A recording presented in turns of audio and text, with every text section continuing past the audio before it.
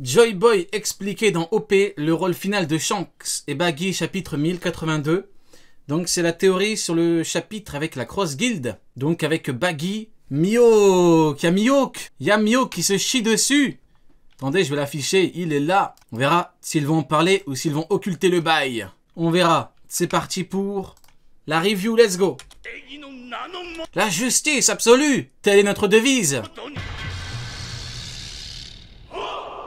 Même dans un monde de cruauté et d'injustice, il faut que les lois soient respectées. L'auteur, comme à son habitude, Il est là le GOAT. très engagé, nous dépeint dans son 1082e chapitre une véritable crise sociale résultant d'inégalités flagrantes qui auront pris 800 ans à se développer. 8 siècles de frustration causée par une répartition Ouais, Rio. 800 ans à Pourquoi est-ce que tu pisses sur le GM et la marine? développer. 8 Ouais, Rio, je ne comprends pas. En fait, tu es anti-marine, tu es anti-GM, tu attaques les Tenrubito à longueur de journée.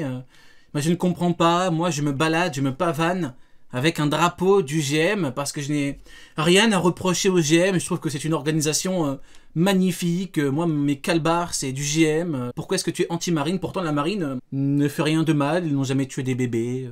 Ils ne protègent pas les Tenrubito.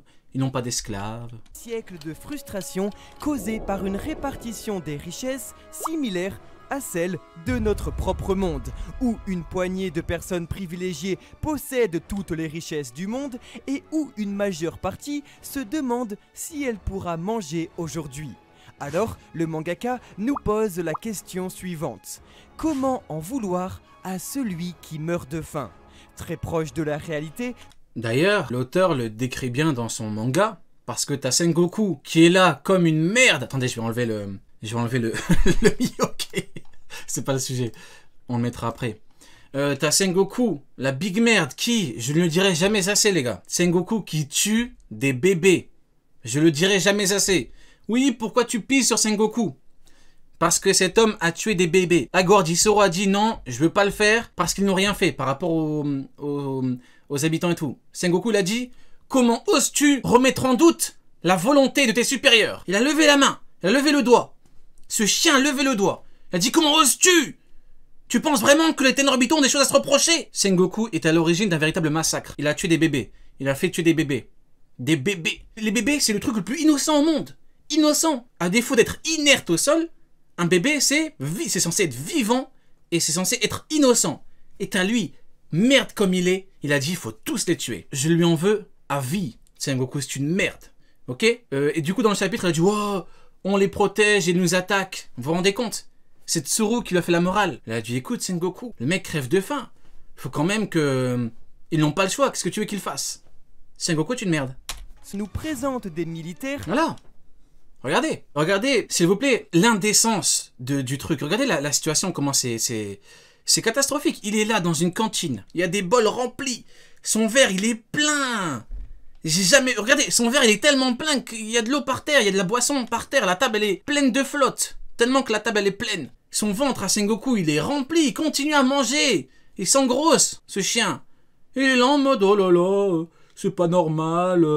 Pourtant, j'ai jamais rien fait dans ma vie. Je les protège. À part ce que t'es à la cantine, t'as fait quoi dans ta vie? Rien du tout. victoire mangeant en discutant. Regardez elle! Regardez! Elle a la bouche pleine et elle se lève, elle se resserre encore. Regardez l'indécence du bail. Elle a la bouche pleine. Elle a du mal à avaler ce qu'elle a dans la bouche. Et elle se lève, elle repart se resservir. Pour après partir dans la tête et dire, oh là là, mais je ne comprends pas, le mec crève de faim et pourtant il fait n'importe quoi. Regardez, regardez, tout est là. Il faut un changement. De famine. Les décors très fournis et l'ambiance très vivante renforcent le réalisme, mais surtout l'urgence de la situation. Le danger est réel, le monde court à sa perte et le peuple vit une crise sociale. Car Regardez le pauvre. si le monde Regardez. court à sa perte et le peuple... Regardez le pauvre, il lui reste quelques misérables cheveux sur le caillou. Regardez le frérot, il a perdu tous ses cheveux. Regardez. Il a plus rien sur le caillou. Pendant que Sengoku, l'indécence du bail, regardez ses cheveux. Il a fait au moins 3 greffes en Turquie, Sengoku. Regardez sa barbe. Vous voyez? Sa longue barbe. Vous voyez ou pas? et l'ambition. Le danger est réel, le monde court à sa perte et Regardez lui là, quelques cheveux, pas, il a rien le frérot. le peuple vit une crise sociale. Car si depuis 800 ans elle gronde, la révolution vient tout juste La révolution, d'exploser dans c'est parti. différents pays soutenus Prenez par la les armée armes révolutionnaire de l'empereur des flammes et dans d'autres nations soutenues par la Cross Guild qui décide d'inverser les rôles en chassant les chasseurs.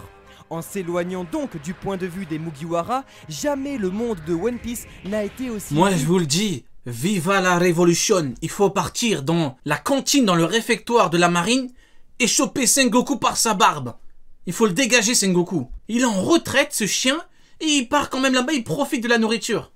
C'est bon, t'as pas assez mangé dans ta vie. T'as pas assez mangé pour devoir repartir là-bas et encore t'engrosser.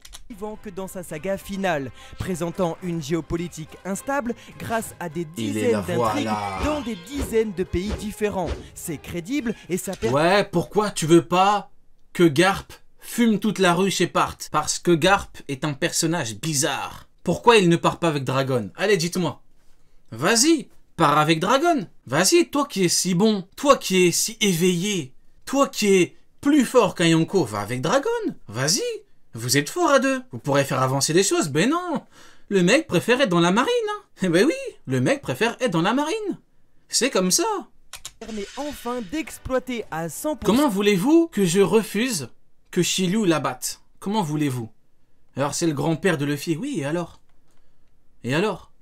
Si la mère de Luffy elle vient, elle veut tuer tous les Mugiwara, je vais être avec elle? Ben non. Il y a des priorités dans la vie. La richesse de cet univers si vaste, résultat d'une écriture minutieuse sur très long terme.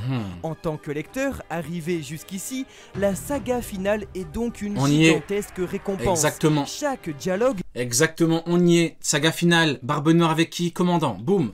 Aokiji, Kuzan, notre petit Kuzan, commandant de Barbe Noire le Yonko. Boum, tout est là. Marineford, il a combattu qui? Jose.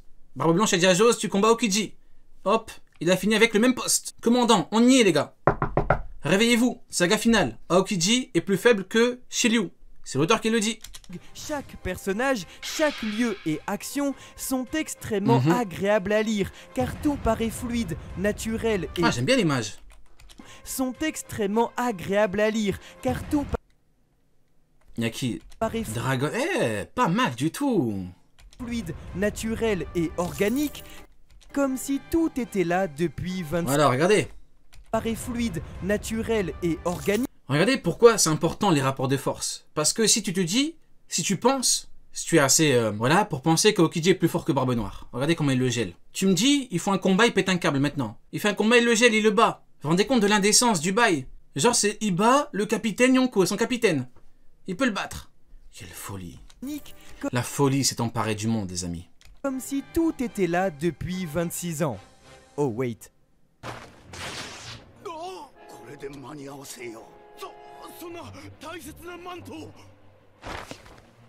Quand je vois le sang de mes hommes couler, oh là là là là, c'est mon cœur qui saigne, incroyable, incroyable. Ça c'est bien. Vous voyez la punchline. Vous voyez, ça c'est une vraie punchline d'homme de loi, d'homme de justice. Quand je vois le sang de mes hommes couler, c'est mon cœur qui saigne. C'est incroyable. Ça c'est un vrai marine. Ça c'est un banger absolu. Ça c'est un marine honnête. Vous voyez, il est droit dans ses bottes. Cet homme n'est pas incohérent envers lui-même. Vous voyez ce que je veux dire? Dévoiler ainsi dans le même chapitre le point de vue de ceux qui ont juré de maintenir l'ordre. Et on voit bien l'auteur. Hein. L'auteur a tué cet homme-là. Il a fait tuer cet homme-là. Il a fait éliminer cet homme-là. Pourquoi? Pour nous dire que les vrais marines, dans la marine, c'est terminé. Terminado. Maintenant, t'as Fujitora. T'as le gars soi-disant honnête, droit et tout, qui... son meilleur ami, c'est Aramaki, la pire des merdes, ça le dérange pas. T'as Aramaki, les Tenryubito, c'est les dieux. T'as Kizaru, bon, Kizaru, j'ai pas non plus grand chose à lui reprocher. C'est un chien des Tenryubito, mais bon, voilà. Et Akainu, complètement catastrophique, Akainu. Donc T-Bone, finito, il doit perdre la vie. C'est comme ça. Garp va probablement perdre la vie.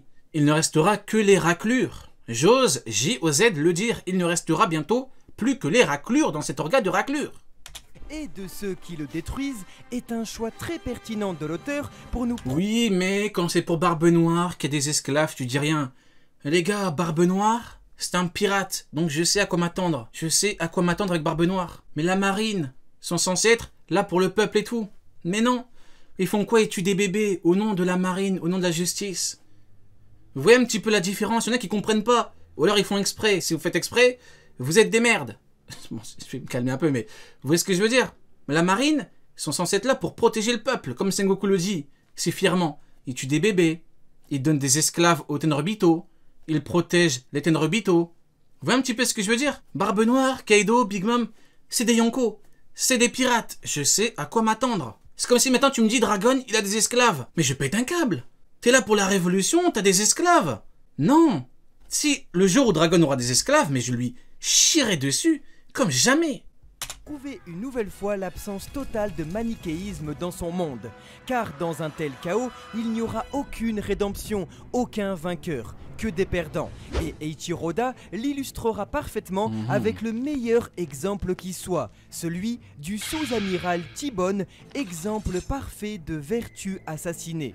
Le choix n'est pas anodin, car les plus attentifs des lecteurs se souviendront du caractère si spécial et bienveillant de T-Bone. Exactement, Vega Dark. Protéger le peuple à coup de Buster Call.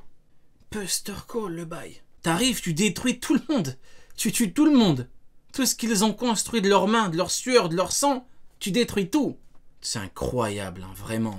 Et donc de l'injustice que sa mort représente. Car avec sa mort, c'est l'honnêteté qui est assassinée, la morale qui est tuée, mais surtout la justice qui est bafouée. T-Bone, tu vas nous manquer. Mais là où l'auteur sera délicieusement cruel, c'est en nous présentant en premier lieu la mort d'un soldat exemplaire, juste avant de nous mettre en parfaite empathie avec son assassin. Car non, T-Bone n'a pas été tué par un pauvre monsieur qui voulait nourrir sa famille. T-Bone a été tué par un gouvernement corrompu, renforçant les inégalités dans le monde en maintenant une noblesse politique et des impôts extravagants. Une loi... Voilà.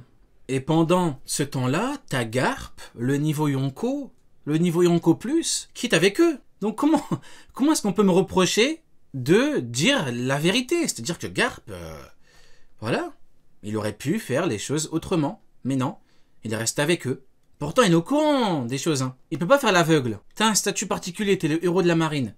Tu peux pas faire semblant. Tu peux une fois, deux fois, au bout d'un moment, t'as 70 ans de carrière, arrête tes conneries. T'es au courant, t'as tout vu. Donc arrête, Garp, arrête. Donc forte avec les faibles et faible avec les forts, oui, exactement. Que les pirates pourront ainsi exploiter pour créer le chaos, faisant que T-Bone fut assassiné par les gens qu'il a promis de protéger et assassiné par un gouvernement qu'il avait...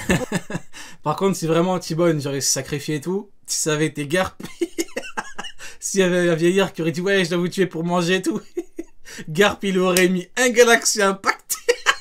il aurait tué lui, ses enfants, ses petits-enfants et tout le monde. Il aurait tué tout le monde. Garp, il les aurait tous tués. Après, il serait parti avec Sengoku dans la cantine, il aurait mangé. Promis de servir. Un tournant donc très cruel. Il serait parti se remplir la panse, il aurait bien mangé. Pour le monde il aurait fait Blue Hole, il aurait fait Galaxy Impact, il aurait vu la femme du vieillard, il aurait fait Blue Hole.